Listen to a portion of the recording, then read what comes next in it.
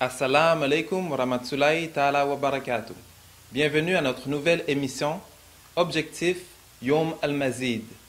Aujourd'hui, nous allons parler un peu d'aumône surérogatoire, pas la zakat qui est l'aumône obligatoire, parce que chaque musulman devrait savoir qu'une partie de son salaire appartient à Allah. C'est un des 5 piliers de l'islam. Alors aujourd'hui, nous allons parler de l'aumône surérogatoire. Ensuite, nous allons écouter un témoignage d'un frère né musulman. Un frère qui, à un moment donné, comme beaucoup de jeunes, a laissé de côté ce qu'il avait de plus cher, sa religion.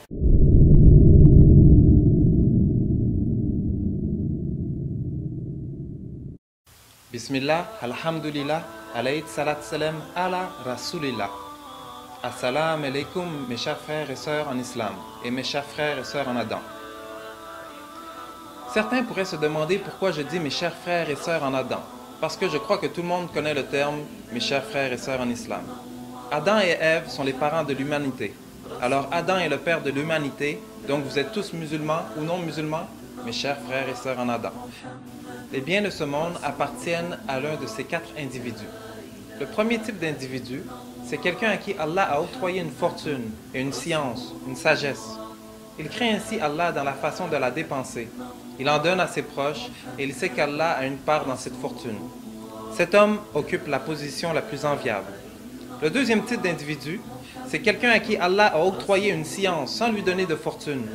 Or, son intention est sincère quand il dit « Si j'avais de l'argent, je le dépenserais à la manière d'un tel, celui dont on vient de parler. » Il est alors jugé sur son intention. Lui et le précédent sont égaux dans le salaire. Le troisième type d'individu, c'est quelqu'un à qui Allah a octroyé une fortune sans lui donner de science. Le voilà dépensant son argent à tort et à travers, sans nullement craindre son Seigneur dans les dépenses et sans rien donner à ses parents. Il ne reconnaît non plus à Allah aucun droit dans sa fortune. Celui-là occupe la position la plus mauvaise. La plupart des stars que l'on admire à la télévision font partie de cette catégorie. Le quatrième type d'individu, c'est quelqu'un à qui Allah n'a donné ni fortune ni science. Il ne fait que dire, si j'avais la richesse d'un tel, celui dont on vient de parler, je les dépenserais à sa manière. Il est alors jugé sur son intention, et son salaire est le même que celui du précédent. Beaucoup se reconnaîtront. Ils regardent les stars à la télévision et veulent être comme eux. Pas un sou en poche, mais ils disent, si jamais j'avais de l'argent, je m'achèterais cette voiture, ou cette maison, ou ce sac Louis Vuitton, ou ce iPhone. Ils se disent qu'avec cet argent, j'irai dans ce club, je ferai ce tatou, je forniquerai avec toutes les filles ou les gars. Si tu te reconnais, si on se reconnaît, tu occupes la position la plus mauvaise. Il n'est pas trop tard, tu n'es pas encore mort. Demain peut-être, change aujourd'hui. Les biens de ce monde appartiennent à l'un de ces 4 individus. Mon frère, ma sœur, nous faisons partie de quelle catégorie? L'aumône fait partie des 4 questions du jour du jugement. Et des 3 choses qui peuvent faire augmenter nos actions dans la tombe. Le prophète alayhi salat salam a dit, le jour de la rétribution, aucun serviteur ne mettra un pas de plus sans avoir été interrogé par les questions suivantes. Qu'as-tu fait de ta vie? Qu'as-tu fait de ta jeunesse? D'où t'est venu ton argent et où tu l'as dépensé? L'aumône fait partie de cette question. Qu'as-tu fait de la science que tu as appris? Et selon Abu Huraira, le prophète alayhi salat salam a dit, Dieu le Très-Haut a dit, quand le fils d'Adam meurt, son œuvre s'arrête sauf 3 choses. Une aumône continue, c'est une œuvre d'utilité publique, soit une fontaine, un hôpital, une école, etc. Une science dont les gens tirent profit. Un enfant vertueux qui prie Dieu pour lui ou qui lui attire les bénédictions des autres. Je vais citer quelques bienfaits de l'aumône surérogatoire. Il y en a beaucoup plus, mais je vais seulement en citer 7. L'aumône est un remède contre la maladie. L'aumône, c'est un médicament permettant de soigner la maladie. Il est donc recommandé aux malades de multiplier les aumônes en mettant l'intention, la niya, de la guérison. Il est rapporté que le messager d'Allah alayhi salat salam a dit « Soignez vos malades par l'aumône ». L'aumône éteint la colère d'Allah. Il est rapporté que le messager d'Allah alayhi salat salam a dit « L'aumône discrète éteint la colère d'Allah ». L'aumône est une expiation des péchés. Comme il est mentionné dans le hadith d'Udayfa radiyallahu anhu, qui a dit que le messager d'Allah a dit « La tentation de l'homme dans sa famille, ses enfants et son voisin est expié par la prière et l'aumône et les actes de bienfaisance. Lorsque les hommes seront ressuscités le jour du jugement, que les tourments s'aggraveront et que le soleil s'approchera de la tête des créatures, ceux qui donnaient l'aumône seront sous l'ombre du trône d'Allah et leur aumône les protégeront du feu de l'enfer. Comme il a été mentionné dans le hadith, il y a 7 catégories de gens qu'Allah mettra sous son ombre le jour où il n'y aura pas d'autre ombre que la sienne. Et parmi eux est un homme qui donna une aumône qu'il cacha jusqu'à ce que sa main gauche ne sût pas ce que sa main droite dépensa. Tous les jours, les anges invoquent pour celui qui fait l'aumône. Le messager d'Allah, alayhi salat salam, a dit: il n'y a pas un seul jour qui se lève sans que 2 anges descendent du ciel. L'un d'eux disant: ô Seigneur, à celui qui dépense dans l'aumône, donne une compensation. Quant à l'autre, il dit: ô Seigneur, à celui qui retient ses biens, inflige une perte. Le diable se fâche à cause de l'aumône et les péchés sont pardonnés. Allah subhanahu wa ta'ala azawajal a dit: le diable vous fait craindre l'indigence et vous recommande des actions honteuses, tandis qu'Allah vous promet pardon et faveur venant de lui. La grâce d'Allah est immense et il est omniscient. L'aumône est une preuve de l'authenticité de la foi du serviteur. Le messager d'Allah, alayhi salat salam, a dit: l'aumône est une preuve de la foi. Sommes-nous croyants? Sommes-nous des musulmans? Faisons-nous la prière? Donnons-nous des aumônes? Après tous les bienfaits que nous avons entendus, il faudrait être fou pour ne pas donner aux pauvres. L'islam, c'est facile.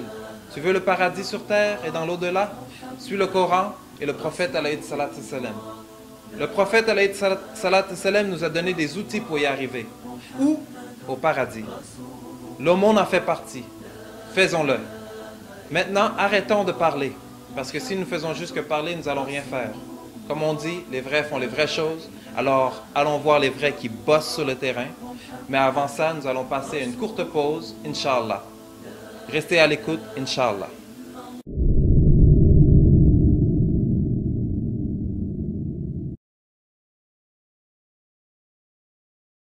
On a eu des différentes réactions des gens de la rue qui n'ont pas beaucoup de nourriture ou pas assez de provisions pour eux-mêmes. Donc ça s'est passé bien, les différentes réactions. Ça nous a fait penser, puis aussi comme un umma, comme des musulmans, comme communauté exactement, il faut qu'on redonne à la communauté, puis aussi montrer c'est quoi l'islam par ces genres de gestes-là. Donc c'est une très bonne manière de montrer l'islam en travers les actions, les actions des musulmans eux-mêmes. Il faut qu'on fasse ça chaque jour, montrer des petits gestes comme ça peut faire une grosse différence. Les petits gestes peuvent faire une grosse différence. Donc c'est ça la grosse affaire. Pour moi, c'est presque la même chose. J'ai vu des réactions très différentes. D'abord, quand j'ai donné la nourriture à ces gens-là, ils souriaient. Puis ça, c'est quelque chose qui me faisait très, très plaisir, de voir des personnes en train de sourire, même s'ils ont une vie assez difficile, très, on va dire, plate c'est très plate à vivre comme ça.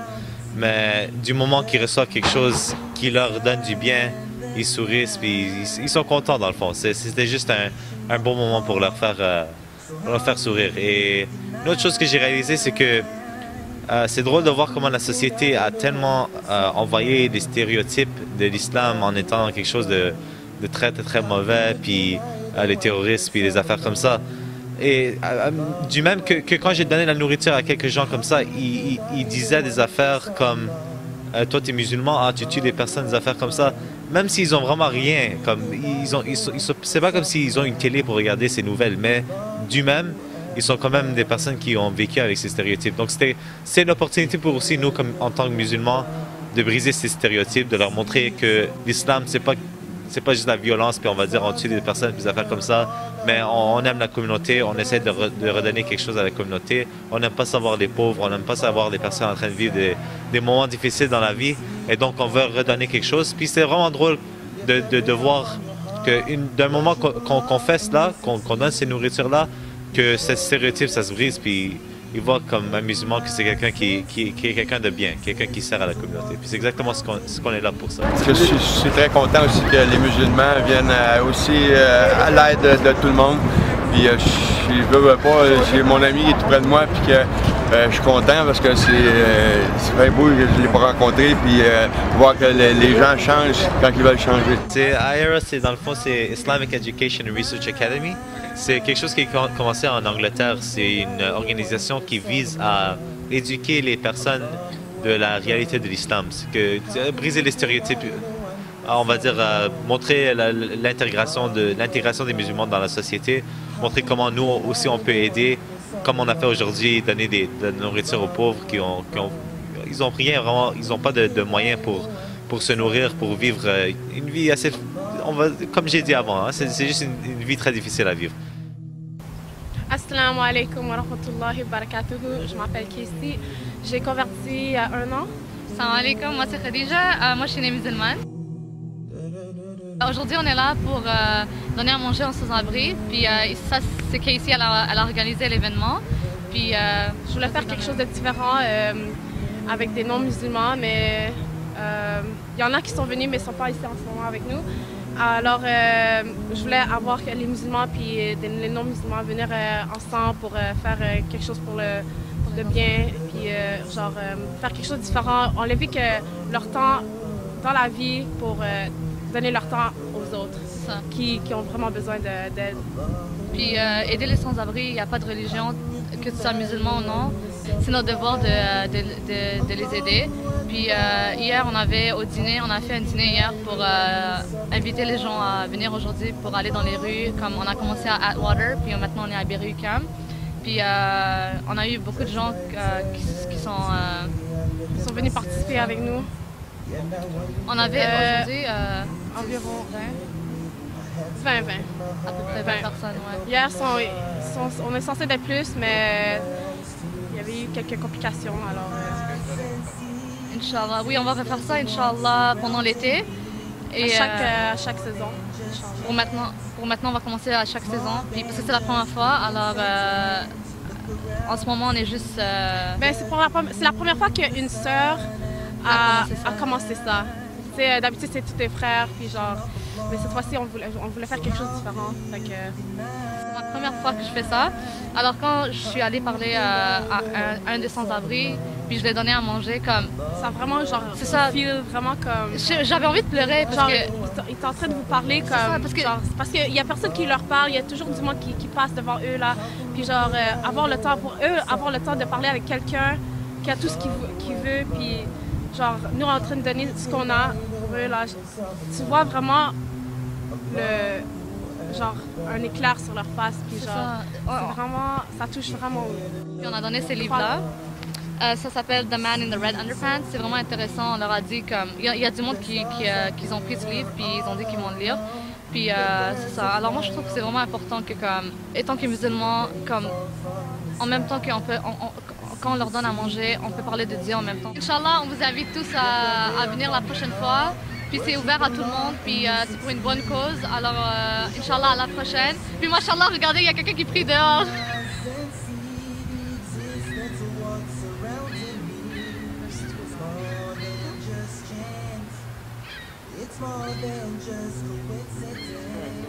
Ça aussi, c'est une forme de dawa. Genre, avoir quelqu'un comme ça, là, c'est vraiment le courage, là. À la prochaine. Assalamu alaikum wa rahmatullahi wa barakatuh. Ok, Inch'Allah, à la prochaine. Assalamu alaikum wa rahmatullahi wa barakatuh.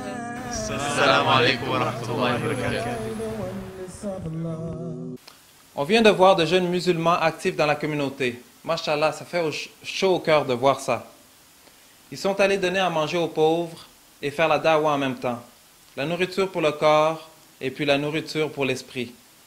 Certaines personnes sont nées avec cette nourriture pour l'esprit, mais je ne comprends toujours pas qu'ils décident de laisser cette nourriture-là pour l'esprit de côté pour des futilités de la dunya. Alors pour en savoir un peu plus, je suis allé interviewer Omar, un jeune homme né de religion musulmane. Alors, sans plus tarder, allons voir Omar. Salam alaikum, Omar, ça va bien? Très bien, alhamdoulilah. Alhamdoulilah. Omar, j'aimerais ça que tu me racontes un peu ton histoire, Inch'Allah. Inch'Allah. Donc, tout d'abord, salam alaikum, que la paix soit sur tous ceux qui nous regardent. Donc, je vais raconter ma petite histoire. J'espère que ça sera tout d'abord un rappel pour moi et que ça sera bénéfique pour ceux qui regardent. Donc, moi je suis né dans un pays musulman. Donc, je suis musulman de naissance.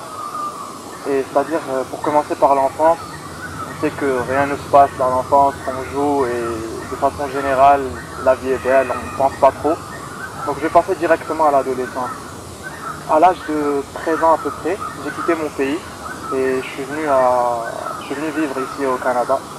Donc ça a fait un changement, c'est sûr que c'est un changement de culture, changement de plein de choses.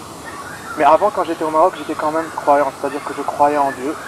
Et que pour moi l'islam c'était quelque chose que je vivais sans savoir pourquoi, c'est-à-dire que c'était la religion de mes parents, de mes ancêtres, j'étais musulman, mais je me suis jamais demandé la question pourquoi, c'est-à-dire qu'est-ce qui fait que je suis musulman, c'est quoi l'islam, je savais juste la base, c'est-à-dire qu'il faut prier, ramadan, quelques notions de base, mais j'ai jamais pris le temps de réfléchir et de méditer sur ça. Donc c'est très très important d'arriver à une décision consciente, d'accepter la chose et non pas juste suivre ce que ses ancêtres ou sa famille suit. Donc je priais quand j'étais petit, à l'âge de 12, 13 ans. Je priais pas à temps, pour moi la prière c'était comme un fardeau, c'est-à-dire une obligation à faire. Je devais prier rapidement pour aller faire d'autres choses, jouer ou... Je comprenais pas c'était quoi, pour moi c'était pas un dialogue avec mon créateur, c'était juste quelque chose d'une obligation, c'est comme ça que je le voyais. Donc je faisais pas ça à temps, je savais pas pourquoi. Donc forcément, quand il y a une mauvaise compréhension, ça marche pas. Donc quand je suis venu ici, j'ai arrêté de prier et puis bien sûr comme tout jeune habitant d'un autre pays qui vient par exemple en Amérique du Nord, c'est l'American Dream et tout, tu vois, c'est la belle vie quoi, dans le sens belle vie, c'est-à-dire, mais pour résumer ça, quand je suis venu ici, je ne priais plus, donc j'ai perdu un peu ma croyance, tout en bien sûr pensant à Dieu, mais rarement. C'est-à-dire je ne sentais plus l'obligation, je ne pensais pas à l'objectif de cette vie. Pour moi c'était juste jouer, suivre les plaisirs de cette vie. On ne pensait pas, mais c'est normal, quand tu es jeune c'est toujours comme ça d'habitude. Donc à partir de l'âge de 15-16 ans à peu près, là ça a commencé, là c'est le déclic, là ça a commencé les petites réflexions d'adolescence. Ça arrive tous, c'est normal, on est des êtres humains, ça nous arrive tous. Donc là j'étais revenu à mon pays et là je commençais à avoir quelques effets que j'avais jamais ressentis. D'habitude tu as le contrôle, tu joues, mais quand il y a quelque chose qui te dépasse, là tu commences à réfléchir. Donc j'ai commencé à chercher. Je me disais, la vie a un objectif. Et sachant que je suis musulman, normalement j'ai toutes les réponses dans l'islam, j'ai même pas réfléchi à aller chercher dans l'islam les réponses. Pour moi l'islam c'est juste prière, ramadan, et puis voilà, c'est ça, tu es bien. J'ai pas vu le côté spirituel de l'islam, donc j'ai commencé à me poser ces questions et le premier réflexe que j'ai eu, donc je me disais que j'étais à la recherche du bonheur. Donc j'ai acheté un livre, L'art du bonheur du Dalai Lama. Là je suis allé acheter ce livre et j'ai commencé à lire. Je me disais ça et je veux le bonheur et je vais essayer de le trouver.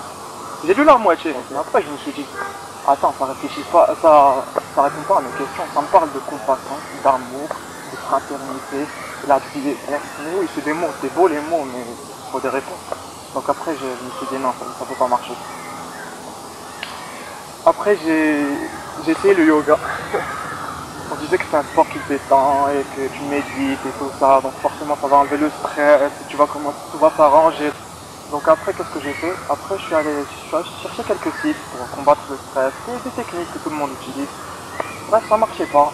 Et après, là, subhanallah, là, ça c'est venu tout seul après, comme on dit, c'est Dieu qui dit. Donc après j'ai eu le réflexe d'aller lire le Coran. Et comme on dit, quand tu es dans une étape de ta vie comme ça, tu as plein d'idées négatives, tu penses négativement beaucoup, tu trouves plus de sens à la vie, tu commences à réfléchir. Et à chaque fois que j'ouvrais le Coran, à chaque fois que je commençais à lire, non seulement j'avais des réponses, on dirait que ça me parlait à moi, mais non seulement aussi toutes les idées négatives se transformaient en idées positives. Donc à chaque fois que je me sentais mal, j'ouvrais le Coran, je commençais à lire. Pour moi, c'était nouveau, j'avais jamais réfléchi à lire le Coran en tant que musulman. Je suis sûr qu'il y a plein de musulmans qui n'ont même pas lu le Coran. Et ça c'est triste, franchement c'est la base, c'est notre livre, c'est le guide. Minimum, il faut savoir ce qu'il y a dans ce livre. Donc j'ai commencé à lire et tout ça trouvait du sens. Donc après j'ai commencé à arranger ma prière, j'ai commencé à trouver le sens que quand tu pries, c'est un dialogue avec Dieu, c'est pas une obligation, c'est pas un fardeau. Donc tu communiques avec Dieu, c'est un dialogue. Donc j'ai commencé à comprendre qu'il fallait faire ça à chaque moment de la journée, que c'était une prescription qui a un temps précis, qu'il ne fallait pas s'y mettre à la fin de la journée où il fallait prier à temps. Et après tu commences à comprendre que la prière guérit, c'est un médicament. C'est comme par exemple si un docteur il te donne une prescription, il te dit voilà, tu dois prendre ce sirop ou ce comprimé 3 fois par jour, une le matin, une à midi et une le soir. Et toi, tu arrives chez toi le soir et tu prends les 3 en même temps. Est-ce que franchement tu vas guérir comme ça? Non, il faut prendre chacune au temps prescrit. Dieu il sait comment ça se passe, c'est lui qui nous a créés, il sait que la vie comment elle est faite. Donc il nous dit voilà, il faut prier 5 fois par jour. Et comme ça, et là je comprends. Parce que là tu as besoin de cette retraite spirituelle chaque fois pendant la journée. Genre on travaille toute la journée, on étudie, on a le stress, les problèmes, ça revient toujours, ça fait partie de notre vie, donc il faut en parler. Et après, quand c'est le moment de la prière, Allahu Akbar et tu te déconnectes. Enfin, tu réfléchis plus à rien, tu te déconnectes. Tu es toi et ton créateur. Tout simplement, c'est ça. Et après quand tu ressors plein d'énergie pour aller affronter les problèmes de cette vie. Ça c'est très très très important. Franchement, la prière, c'est la chose la plus importante. C'est ce qui m'a aidé beaucoup, qui a aidé beaucoup de gens. Tu communiques avec ton créateur. C'est qui te connaît mieux que celui qui t'a créé? Quand il t'interdit quelque chose, ce n'est que bénéfique pour toi. Donc toutes les interdictions, je me disais, mais pourquoi ça s'interdit? Pourquoi? Au contraire, tout est permis, sauf ce qui a été interdit. Et il y a une chose que je vais jamais oublier, jamais oublier. C'était une journée, j'étais au Maroc, il y avait un tonnerre et de la pluie. Et j'ai commencé à méditer. Regarde cette pluie, le tonnerre, le bruit. Et je me suis rappelé qu'il y avait un chapitre dans le Coran qui était intitulé Surat al-Ra'd, c'est-à-dire avec une traduction approximative, peut-être le chapitre du tonnerre, quelque chose comme ça. Je me suis dit je vais aller le lire, peut-être ça donne des explications sur le tonnerre. Mais je savais pas c'était où, il y a quand même 114 chapitres, le Coran c'est long, moi ça peut me prendre au moins 10 minutes pour essayer de la trouver. Donc à part bien sûr si je vais au sommaire, mais d'habitude je commence à chercher. Et là subhanallah, dès que j'ai ouvert le Coran, c'était direct sur Surat al-Ra'd, la première page. Ça j'avais pas compris, j'avais rien compris. Direct, j'ouvre comme ça, je trouve tonnerre. Je commence à la lire et ça, subhanallah, là ça c'est juste un exemple de plein de signes que tu as, plein de signes que Dieu te donne pour te guider. Bien sûr si tu les délaisses, c'est ta faute. Dieu il nous guide, il essaie de nous guider, il nous donne des signes, mais après il faut les comprendre, il faut faire un pas, il faut faire quelque chose, il faut agir. Si tu veux être guidé, agis, fais quelque chose. Donc c'est comme si j'étais passé de l'obscurité à la lumière. Et ça il y a un verset dans le Coran qui te le dit. Tu passes de l'obscurité à la lumière, et que si tu t'éloignes du chemin de Dieu, ton cœur ne va pas s'apaiser, tu sentiras que le malheur et tout ça. Quand tu le vis, et que tu lis ces versets, ça y est, ça s'arrange direct. Donc moi j'étais dans un cauchemar. Après directement c'est un rêve, c'est quasiment un rêve, c'est le délice de la foi, même si tous les milliards du monde ne peuvent pas acheter ces délices. J'ai rencontré des musulmans qui, en dehors des mosquées, qui se disent musulmans non pratiquants. J'avais jamais entendu ça au début de ma rencontre avec l'islam, donc je voulais savoir, toi en tant que musulman né dans un environnement musulman, qu'est-ce que tu pourrais me dire pour m'éclaircir là-dessus? Franchement ça c'est une très très bonne question. C'est une très bonne question parce que déjà, les musulmans non pratiquants, c'est... Comment tu peux être musulman non pratiquant? C'est comme dire je suis sportif non pratiquant. C'est-à-dire comment tu veux être sportif et tu pratiques pas le sport? Il y a des choses qui s'appellent minimum les piliers de l'islam. C'est-à-dire que si tu délaisses un seul pilier, ça s'effondre. Dans une maison, il y a des piliers, il y en a un qui s'enlève, ça s'effondre. Donc tu peux pas être musulman et ne rien faire. Musulman et ne pas prier, musulman et ne pas jeûner, musulman et voler, musulman et mentir, musulman et faire tout ce qui est contre l'islam. C'est pas possible. Les 5 piliers de l'islam sont l'attestation de la foi, la prière, faire le ramadan, donner l'aumône et puis aller faire le pèlerinage une fois dans sa vie si on a les moyens. Exactement. Mais est-ce que ça se peut un musulman qui connaît même pas ces 5 piliers-là? De nos jours, tout est possible. Mais comme je t'ai dit, ce qui est triste, c'est nous musulmans. Par exemple, on est nés musulmans, mais on va pas chercher à... On ne revient pas à la source pour faire des recherches et venir à une décision consciente qu'on accepte. La plupart, on suit aveuglément et on ne comprend pas pourquoi on suit. Donc c'est pas le problème. Et la plupart, quand tu leur parles, même moi au début, c'était comme ça, tu dis, on aime Dieu, on croit en Dieu, nous musulmans, on croit en Dieu. Mais on ne pratique pas, c'est ce qu'on se dit, on se dit non pratiquant, mais on aime Dieu. C'est-à-dire qu'ils disent que le minimum, c'est que je ne fais pas du mal à quelqu'un, mon cœur est bien. Donc si tu me dis, une personne qui fait que du bien, que du bien, que du bien et qui ne reconnaît pas son créateur. Bien sûr, je donne l'exemple, c'est-à-dire bien sûr le créateur est au-dessus de tous. S'il ne reconnaît pas Dieu, c'est-à-dire tu fais tout ça et tu ne reconnais pas ton créateur. Donc automatiquement, est-ce que tu vas vraiment rester une bonne personne? Dieu qui t'a tout donné, il t'a donné l'argent que tu as, il t'a donné la famille que tu as, il t'a donné la santé que tu as, il t'a tout donné et tu ne trouves même pas le temps de minimum prier. La prière, c'est la base de l'islam, c'est la première question qui sera demandée au jour du jugement.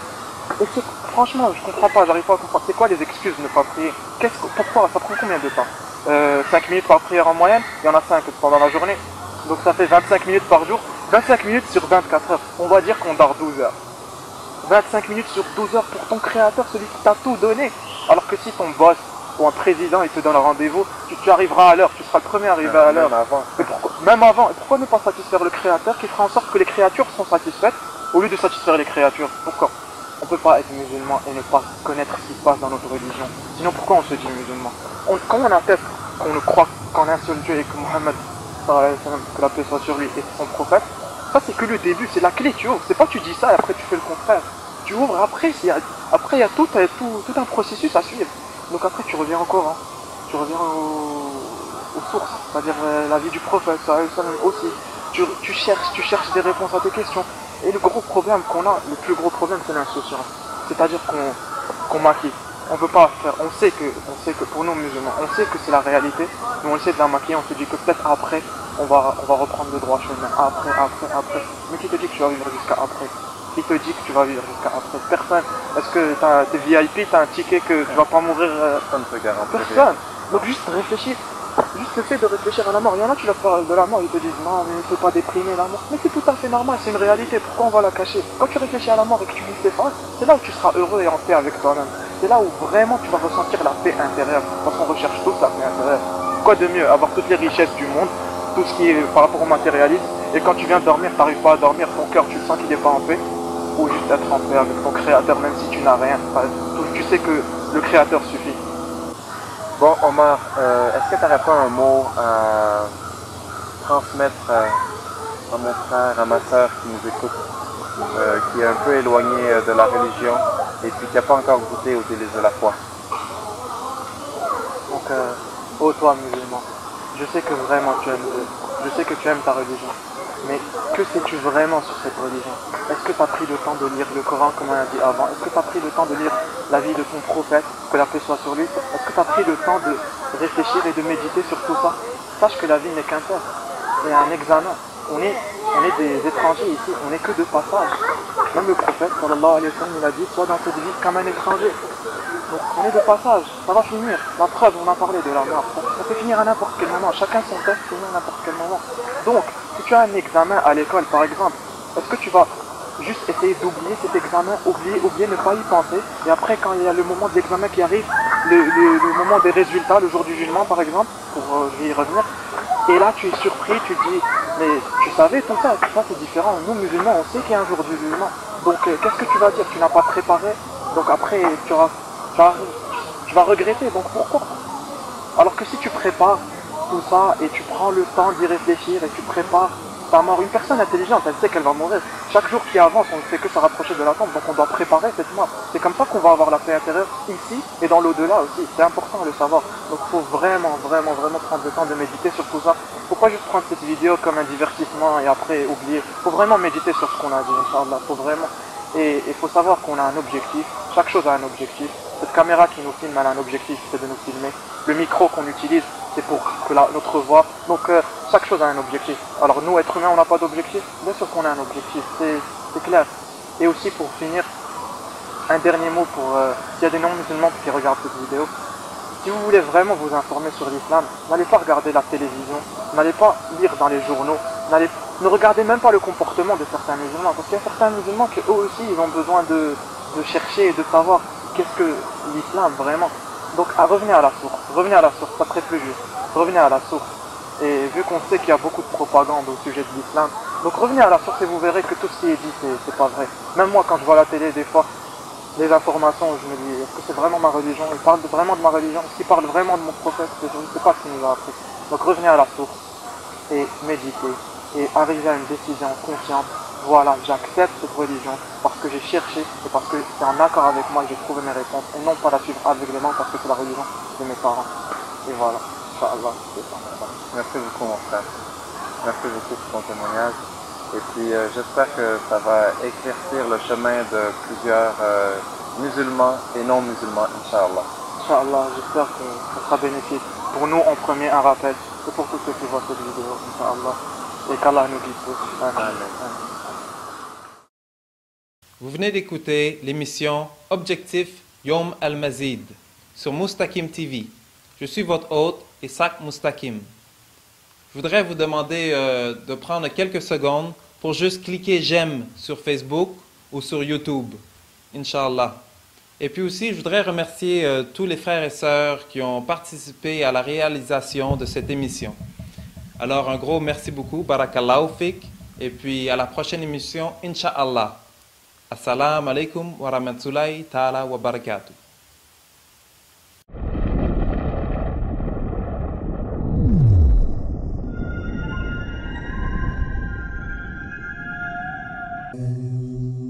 Judge my eternity, I look at myself, and I wondered who created me. I had to open my heart and open my mind and open my eyes to see. Open my eyes and see the existence of what surrounding me. It's more than just chance, it's more than just coincidence.